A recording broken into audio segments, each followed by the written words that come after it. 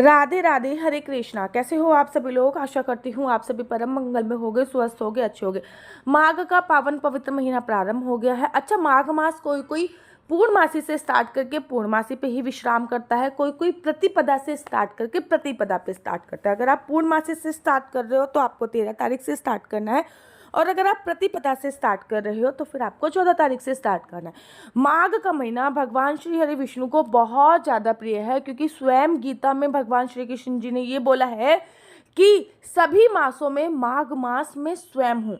देखो, राधा रानी द्वारा निर्मित महीना कार्तिक का महीना है, इसलिए भगवान श्री कृष्ण जी को प्रिय। लेकिन सबसे प्रिय महीना जो श्री कृष्ण जी को बोला जाता है वो माघ मास बोला। माघ में स्नान की, माघ मास में दान की बहुत बड़ी महिमा कही गई है।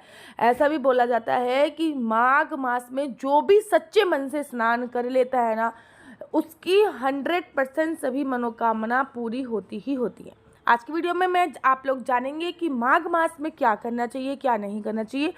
माघ मास में भगवान विष्णु के साथ साथ सूर्य भगवान की भी पूजा अर्चना वंदना करने का विशेष प्रावधान होता है, क्योंकि सूर्य भगवान इसी समय पे अपने जो घोड़े होते हैं उन पे विराजमान होते हैं और गधों को त्याग देते हैं, क्योंकि खर मास में भगवान सूर्य गधों पे सवारी कर रहे होते हैं। लेकिन माघ मास लगते ही भगवान सूर्य गधों को त्याग कर घोड़े की सवारी प्रारंभ कर जाते हैं। तो माघ के महीने में सूर्य जो है वो अपनी पुत्र की राशि मकर में प्रवेश करते हैं, इसलिए सूर्य भगवान की पूजा अर्चना वंदना करने का विशेष महत्व है। अच्छा, माघ के महीने से ही ना जो लोग सूर्य भगवान का व्रत उठाना चाहते हैं रविवार का, वो सूर्य भगवान का व्रत उठा सकते हैं, बहुत अच्छा होता है।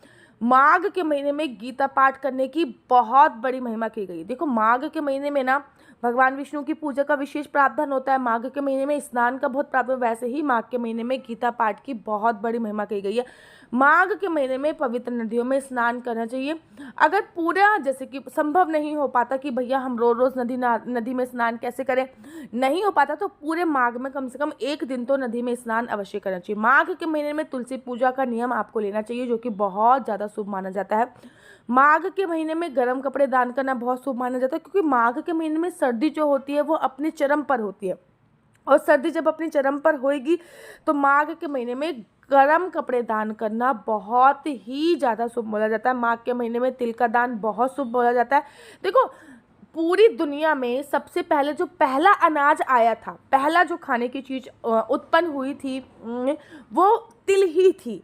तो तिल को पहला अनाज बोला जाता है, क्योंकि तिल सबसे पहले पूरी दुनिया में उत्पन्न हुआ था खाने के लिए। तो तिल का दान बहुत शुभ होता है। माघ के महीने में गुड़, तिल, कंबल दान करना बहुत ज़्यादा फलदायी बोला जाता है। माघ के महीने में तामसिक आहार, मांसाहार और नशीले सेवन से बचना चाहिए। इस महीने में अपशब्दों का उपयोग बिल्कुल भी नहीं करना चाहिए। इस महीने में घर और मंदिर की सफाई करनी चाहिए। इस महीने में मूली का सेवन नहीं करना चाहिए। कहते हैं मूली का सेवन इस महीने से बिल्कुल बिल्कुल भी नहीं किया जाता है।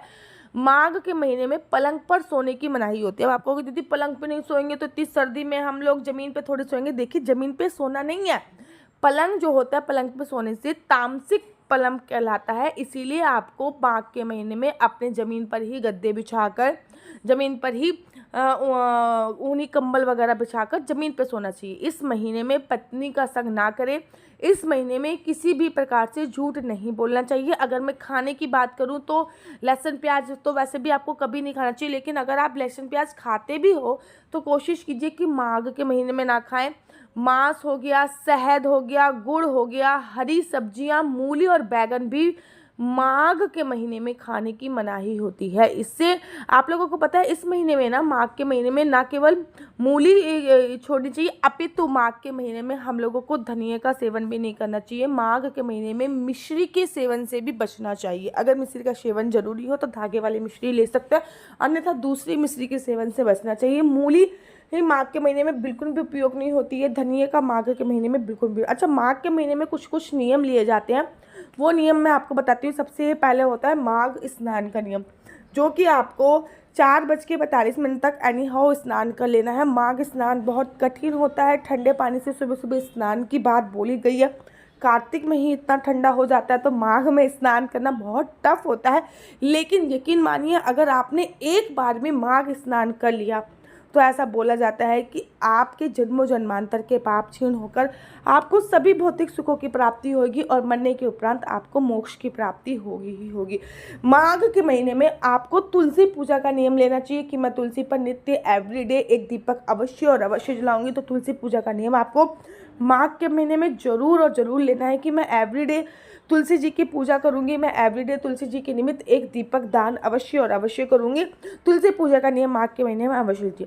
माघ के महीने में आप लोगों को तुलसी की परिक्रमा का नियम ले सकते हैं कि मैं एवरीडे माघ के महीने में तुलसी जी की 4 परिक्रमा करूंगी। ये नियम आप माघ के महीने में अवश्य और अवश्य ले सकते हैं। स्नान का नियम लीजिए, नहीं तो तुलसी जी की एवरीडे 4 परिक्रमा का नियम लीजिए। जब आप 4 परिक्रमा कर रहे हो ना, उसमें भी कोई भी नियम बाधा नहीं होता कि आप किस टाइम पे करें। बेसिकली सुबह कीजिए या शाम को कीजिए, तब भी कर सकते हैं, क्योंकि माघ स्नान थोड़ा टफ होता है, लेकिन तुलसी पे दीप दान का या फिर तुलसी की परिक्रमा का नियम बहुत आसान माघ के महीने में हो जाता है। अच्छा, तीसरा नियम आप जो माघ के महीने में ले सकते हैं वो ले सकते हैं घर के मुख्य द्वार पे 2 दीपक जलाने का नियम। माघ के महीने में आप एवरीडे घर के मुख्य द्वार पे 2 दीपक जलाने का नियम ले सकते हैं। अगर आप इसमें से सारे नियम करते हैं तो आप तुलसी पे सिंदूर दान का नियम ले सकते हैं, जो कि मकर संक्रांति से स्टार्ट कर अगली 1 महीने तक भी चलता है या फिर पूरे 1 साल भी चलता है। तुलसी जी पे बिंदी लगाने का नियम भी आप लोग माघ के महीने में ले सकते हैं। माघ के महीने में ऐसा बोला जाता है कि 9 किलो चीज़ें जैसे कि चावल हो गया, तिल हो गया, गुड़ हो गया, एवरीडे दान करने पे बहुत ज़्यादा पुण्य की प्राप्ति होती है। किसी भी ब्राह्मण को घर पे बुलाइए और 9 किलो चीज़ें एवरीडे दान कीजिए। लेकिन देखो, कलयुग में इतना पॉसिबल नहीं है, तो पूरे महीने में जो मेन तिथि आती है उस चीज़ पर आप ये चीज़ें दान कर सकते हैं। जैसे कि एकादशी के बाद द्वादशी, 2 द्वादशी आ गई, पूर्णमासी और संक्रांति। तो ये 4 चीज़ें ऐसी हैं जब आप ये 9 किलो चीज़ें, जिसमें आप 9 किलो चावल ले सकते हैं, 1 किलो गुड़ ले सकते हैं, घी ले सकते हैं, शक्कर ले सकते हैं। तो ऐसी 9 किलो चीज़ें दान करने का माघ के महीने में बहुत विशेष महत्व होता है। माघ के महीने में हेयर कट नहीं कराया जाता। माघ के महीने में पति संग संभोग से थोड़ा सा बचना चाहिए। माघ के महीने में आपको काले रंग के कपड़े पहनने से थोड़ा बचना चाहिए। माघ के महीने में विष्णु सहस्त्रनाम सुनने की बहुत बड़ी महिमा होती है, तो माघ के महीने में आप विष्णु सहस्त्रनाम भी अवश्य और अवश्य सुन सकते हैं। तो माघ का महीना बहुत इम्पोर्टेंट होता है, कृपया करके उसको ऐसा नहीं गंवाना है। कुछ ना कुछ कार्य आपको अवश्य करना है। मेरा नंबर है 492202565। आपका बच्चा जॉब करेगा या बिजनेस करेगा? बिजनेस करेगा तो किस फील्ड में बिजनेस करेगा? जॉब करेगा तो बच्चे का किस फील्ड में करियर बनाना चाहिए, किस चीज़ की उसको पढ़ाई करनी चाहिए। क्या कुंडली में सरकारी नौकरी का योग है या नहीं है, क्या कुंडली में विदेश जाने का योग है या नहीं है, ये सभी जानकारी आप मेरे से कुंडली के माध्यम से प्राप्त कर सकते हैं। लेकिन एक बात याद रखिए, केवल आपको मुझे अपनी डेट ऑफ बर्थ और टाइम भेजना है, इसके माध्यम से मैं आपको संपूर्णतः जानकारी उपलब्ध करा सकती हूँ।